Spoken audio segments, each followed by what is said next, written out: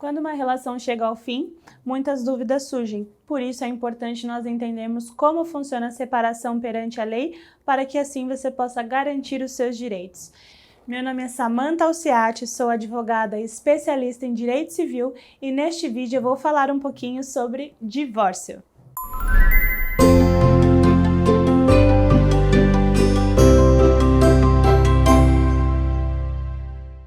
Uma situação muito comum no nosso país é o casal que mantém a relação conjugal perante a lei, mesmo apesar de já ter se separado de fato. E isso acaba gerando muitas consequências jurídicas.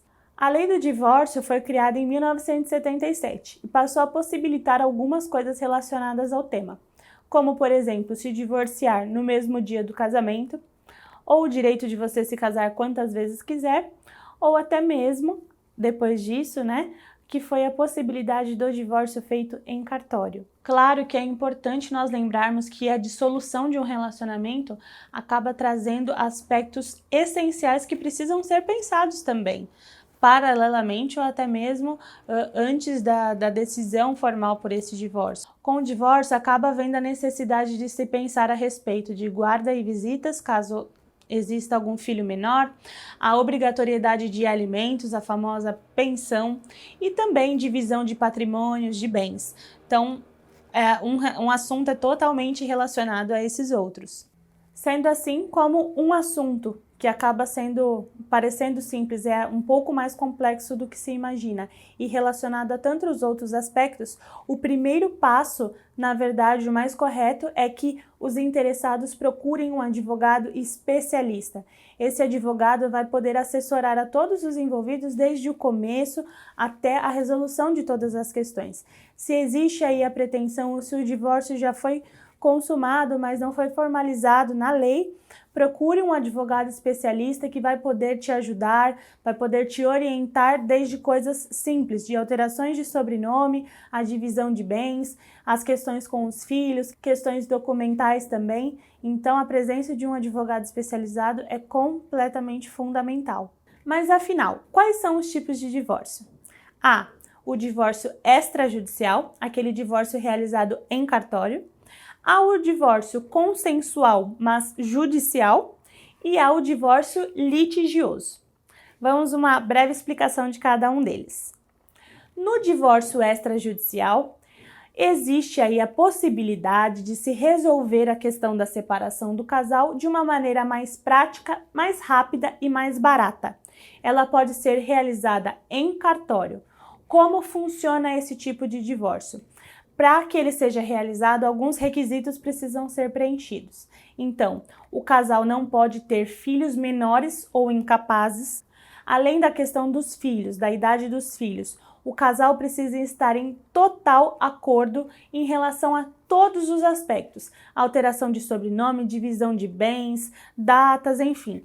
Tudo tem que estar em acordo para o tipo de divórcio extrajudicial. Nessa modalidade, assim como em todas as outras, a presença do advogado é obrigatória. E como funciona? O advogado pode assessorar as duas partes para realizar o divórcio em cartório ou o casal pode cada um ter o seu advogado. Os termos serão aí redigidos de acordo com as intenções do casal, obviamente eles estarão em acordo.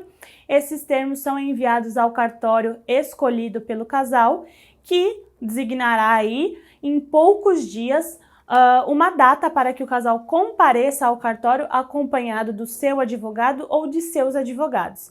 Assinada então a escritura das partes que se divorciaram e pelos advogados também, feita então a escritura, o próximo passo é levá-la ao cartório de registros, para que ela seja registrada e que haja então a averbação na certidão. Assim, haverá todos os outros efeitos, inclusive alterações de sobrenome e etc. Então, o casal estará formalmente divorciado de forma prática, rápida e mais barata.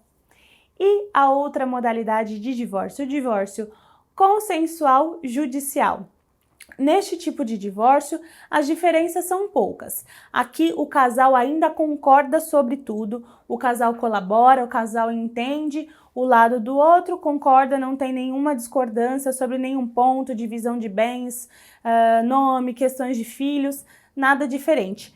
Mas ele acaba sendo obrigado a abrir este divórcio judicialmente porque há a existência, então, de filhos menores. Então, no divórcio extrajudicial, era obrigatória que não houvessem filhos menores e que o casal concordasse. Aqui, então, no judicial consensual, o casal concorda, mas tem filhos menores ou incapazes. Então, este divórcio é aberto no processo judicial.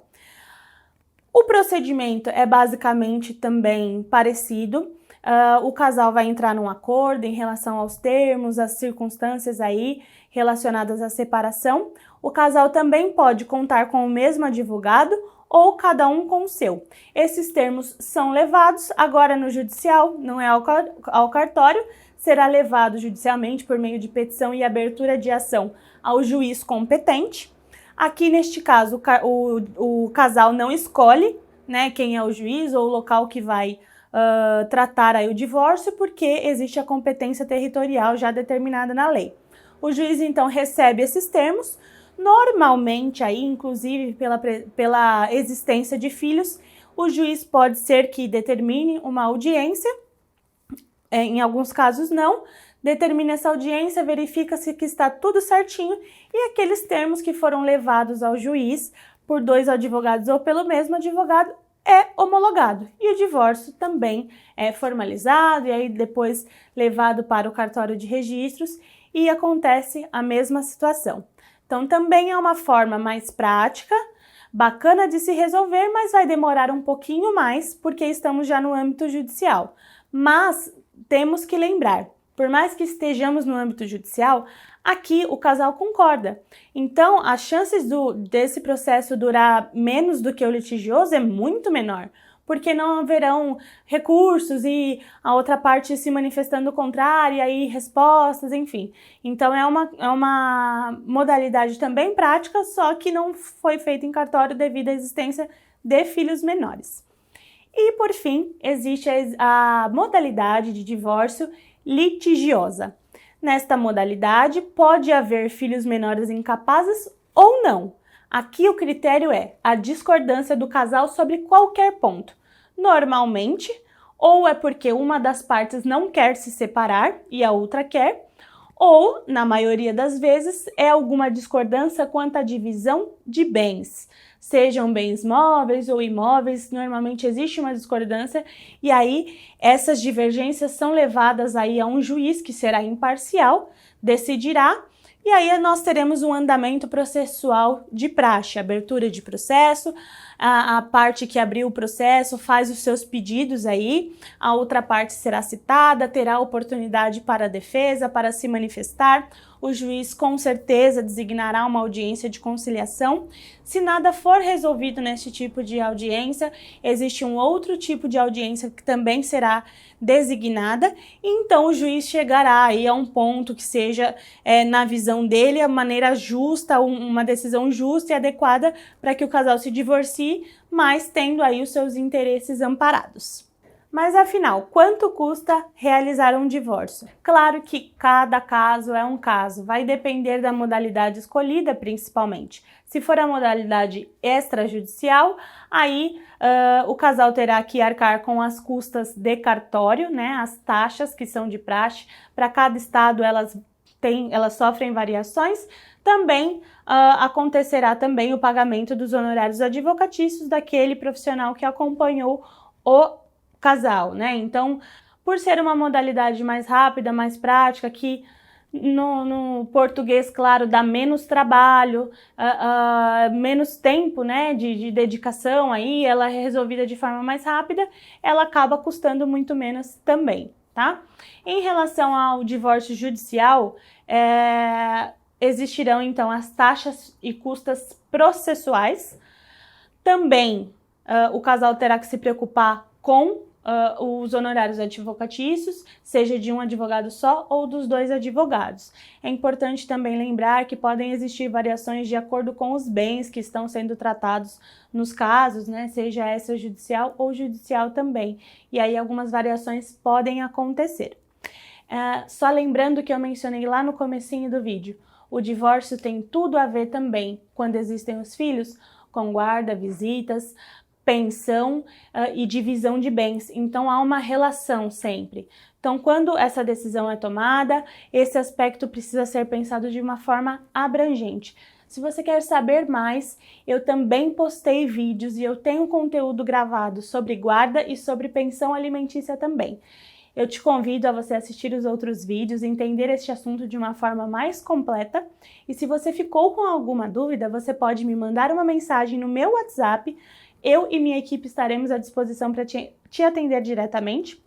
Pode enviar também a sua dúvida no direct do Instagram ou também nos comentários do vídeo no IGTV ou no YouTube. Gostaria que você curtisse, compartilhasse esse vídeo, enviasse para os amigos, se inscrevesse no canal e te convido a continuar junto comigo a descomplicar o direito.